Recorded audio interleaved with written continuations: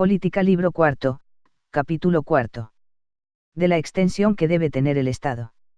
Después de los preliminares que acabamos de desenvolver y de las consideraciones que hemos hecho sobre las diversas formas de gobierno, entraremos en lo que nos resta por decir, indicando cuáles deben ser los principios necesarios y esenciales de un gobierno formado a medida del deseo. Como este estado perfecto no puede existir sin las condiciones indispensables para su misma perfección, es lícito dárselas todas en hipótesis, y tales como se quiera, con tal que no se vaya hasta lo imposible, por ejemplo, en cuanto al número de ciudadanos y a la extensión del territorio.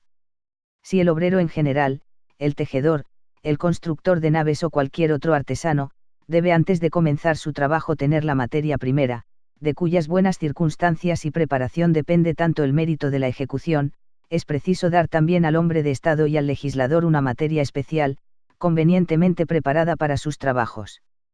Los primeros elementos que exige la ciencia política, son los hombres en el número y con las cualidades naturales que deben tener, y el suelo con la extensión y las propiedades debidas.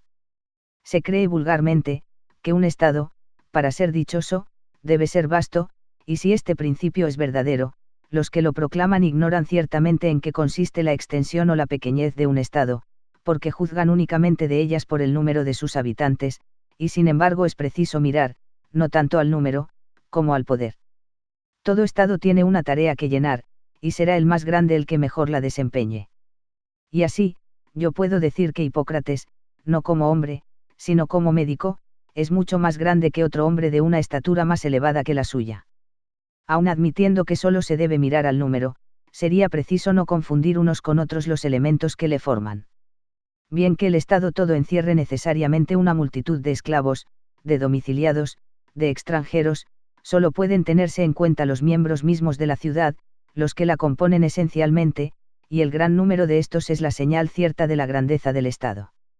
Una ciudad, de la que saliesen una multitud de artesanos y pocos guerreros, no sería nunca un gran Estado, porque es preciso distinguir un gran Estado de un Estado populoso. Ahí están los hechos para probar que es muy difícil, y quizá imposible, organizar una ciudad demasiado populosa, y ninguna de aquellas, cuyas leyes han merecido tantas alabanzas, ha tenido, como puede verse, una excesiva población.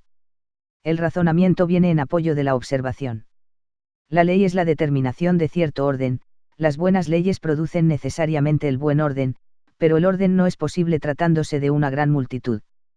El poder divino, que abraza el universo entero, sería el único que podría en ese caso establecerlo. La belleza resulta de ordinario de la armonía del número con la extensión, y la perfección para el Estado consistirá necesariamente en reunir una justa extensión y un número conveniente de ciudadanos. Pero la extensión de los Estados está sometida a ciertos límites, como cualquiera otra cosa, como los animales, las plantas, los instrumentos.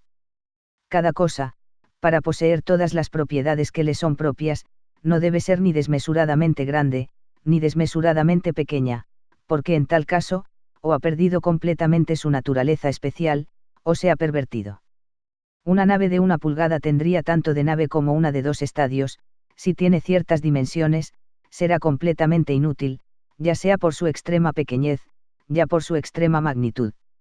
Lo mismo sucede respecto de la ciudad, demasiado pequeña, no puede satisfacer sus necesidades, lo cual es una condición esencial de la ciudad, demasiado extensa, se basta a sí misma, pero no como ciudad sino como nación, y ya casi no es posible en ella el gobierno. En medio de esta inmensa multitud, ¿qué general puede hacerse oír? ¿Qué estentor podrá servir de heraldo? Se entiende necesariamente formada la ciudad en el momento mismo en que la masa políticamente asociada puede proveer a todas las necesidades de su existencia. Más allá de este límite, la ciudad puede aún existir en más vasta escala, pero esta progresión, lo repito, tiene sus límites. Los hechos mismos nos harán ver fácilmente cuáles deben de ser. En la ciudad los actos políticos son de 2 especies, autoridad, obediencia. El magistrado manda y juzga. Para juzgar los negocios litigiosos y para repartir las funciones según el mérito, es preciso que los ciudadanos se conozcan y se aprecien mutuamente. Donde estas condiciones no existen, las elecciones y las sentencias jurídicas son necesariamente malas.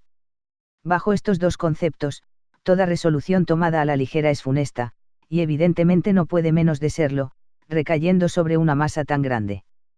Por otra parte, será muy fácil a los domiciliados y a los extranjeros usurpar el derecho de ciudad, y su fraude pasará desapercibido en medio de la multitud reunida. Puede, pues, sentarse como una verdad, que la justa proporción para el cuerpo político consiste evidentemente en que tenga el mayor número posible de ciudadanos que sean capaces de satisfacer las necesidades de su existencia, pero no tan numerosos, que puedan sustraerse a una fácil inspección o vigilancia. Tales son nuestros principios sobre la extensión del Estado.